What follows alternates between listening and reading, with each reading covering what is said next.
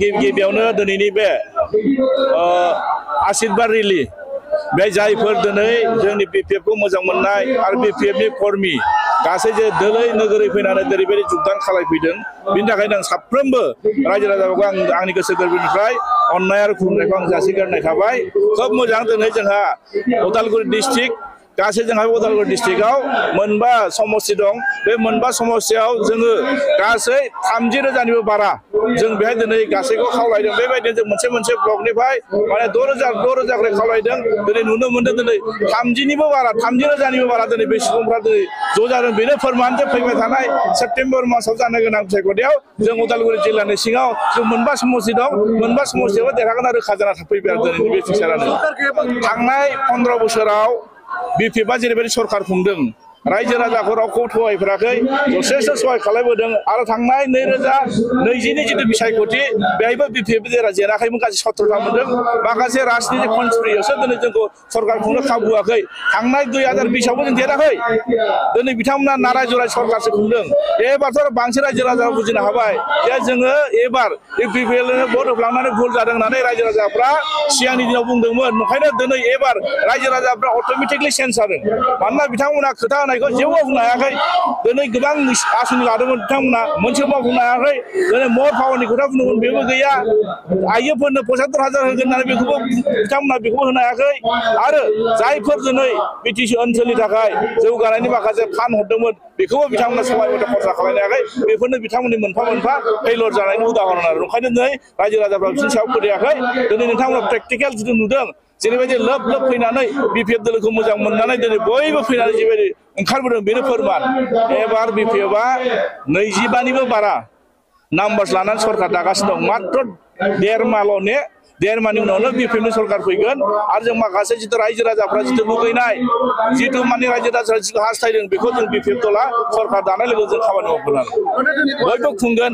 जिहेतु बे मोनफ्रोमबो जोंनि राजनितिक दलफ्रा फैगोन रायजो राजाफोरनि गोसोखौ जय खालामनो हानायासो बे बिथांमोननि खोथा जागोन नङा। ओंखायनो जों रायजो राजाफ्रा बुजिदों दानि सरकाराथ' BJP आरो UPPL नङा होमबा एलायन्स सरकार बेखौ आरो बुजायनांगौ दरखार गैला। ओंखायनो रायजो राजाफ्रा बुजिखादों। बिथांमोना जुदि मोजां सरकार खुंदोंमोनब्ला दिनै रायजो राजाफ्रा जेरैबायदि दोलै नोगोरै फैनानै नैबे दिनै 35,000निबो बारा जेरैबायदि ज' जानानै जोंनि गेजेराव माने सुबुं दौमा जों देखायफैदों बेनो फोरमान आरो। ओंखायनो दिनै बिथांमोना बुंबाबो जानाय नङा। जियानो बुङाथों मानो बे साक्सेस जानाय नङा आरो। बेखौ खम समनि गेजेरावनो जोंनि मानगोनां हाग्रामा महिलारि सारानो बेखौ दायथ' लाखानाय जाबाय।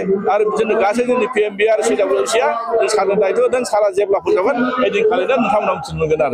बेथ' मोनफा उदाहरन। बिथांमोना जुदि माने एलायन्स सरकारनि गेजेरावनो गोरोबलायनाय गैयैया नङा होमबा CSP जाय CSP नि जुगिदि जोंनि BTC ओनसोलाव थानाय माखासे भेकेन्सिफोर ओंखारनाय 3rd ग्रेड 4th ग्रेड साख्रिखौ बे CSP नि जुगिदि मोनसे एपइन्टमेन्ट होनो हायोमोन।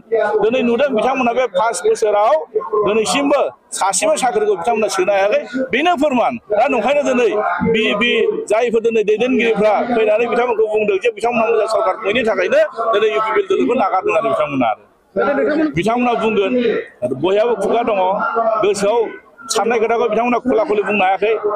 नंखाय रावजों माखासे मानसिखौ थगायनानै बिथांमोना कनभिन्स खालामनो नागिरदों। दिनै प्रेक्टिकेलाव नुनो मोनदों जुदि बिथांमोना मोजां सरकार खुंदोंब्ला दिनै रायजो राजाफ्रा जेरैबायदि गोसो होसारनानै दिनै फैदों परिबर्तननि नामाव दिनै BPF नो फिन भट होनो नागिरदों बेखौनो बुजिनो UPPL सरकारखौ नांला होनथारदों। ओंखायनो दिनै UPPL सरकारा गैला। मात्र सेप्तेम्बर मासल' नेदो। जायफोर दिनै भुल ख्रमे दासिमबो मोनसे गिदिर सिमां नुदोंब्ला बे सिमाङा बिथांमोना सिमां जाना थासिगोन आरो माब्लाबा साक्सेस जानाय नंला आरो। जोङो दिनै बे स्टार्टसो दिनै बे आशीर्बाद रेली ब्लेसिं रेलीआ दिनै बे स्टार्टसो। दिनैनिफ्राय जोंहा मानगोनां BPF दोलोनि मुरब्बी हाग्रामा महिलारि बिथाङा दिनै फैनानै जोंखौ स्टार्ट खालामना होबाय। जों साफ्रोमबो भटार्सनि खाथियाव थांगोन बैसोगोरा न'खराव थांगोन जों आशीर्बाद लागोन। मानोना रायजो राजानि आशीर्बाद नांगौ। दिनै BPF दोलोनिफ्राय दिनै आंखौ बिजाथि महरै फोसावदों। नंखायनो दिनै आङो BPF दल हिसाबै फोसावनाल' जानाय नङा देरहानाय दायथ'खौ लानांगोन आरो। ओंखायनो दिनै दोनसे समस्तिनि गासैबो दोलै नोगोरै फैनानै दिनै बेखौ मावजोबदों आरो। ओंखायनो आं खावलायबाय जाहाथे फैबाय थानाय दिनाव जाहाथे बयबो जाहाथे भट होगोन आरो। Thank you.